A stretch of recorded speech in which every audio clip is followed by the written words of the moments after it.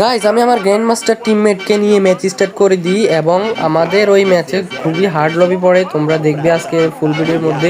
ম্যাচে নামার কিছুক্ষণ পর একটা প্লেয়ারকে আমি থনথন দিয়ে হেডশট মেরে দিই। প্লেয়ারটাকে কনফার্ম করে সামনের দিকে আসতে না আসতে আরেকটা প্লেয়ার আমার সামনে চলে আসে। ওই প্লেয়ারটাকে আমি থনথন দিয়ে ওপি লেভেলে হেডশট মেরে দিই। অল্প কিছুক্ষণ পর দেখা যায় তার টিমে তাকে রিভাইভ করতে আসে এবং আমি ওই প্লেয়ারটাকেও মেরে দিই। আমি চলে যাই বিমা শক্তি এখানে একটা প্লেয়ার ছিল। ওই প্লেয়ারটাকে আমি গ্রেনেড মারার চেষ্টা করি এবং তাকে অনেক ড্যামেজ করে দিই এবং সঙ্গে সঙ্গে আমি ওর উপরে রাশ করে ওকে ডাউনলোড করে দিই এবং সাইড থেকে আরেকটা প্লেয়ার আমাকে ডাউনলোড করে আমাদের টিমের সাথে সাথে আমাকে রিভাইভ করে দেয়। আমি আবারও বিমা শক্তি নামি এবং বিমা শক্তি একটা প্লেয়ার ওয়ালের পিছনে লুকিয়েছিল। ওই প্লেয়ারটা বের হওয়ার সঙ্গে সঙ্গে আমি ওই লেভেলে হেডশট ডাউনলোড করে দিই।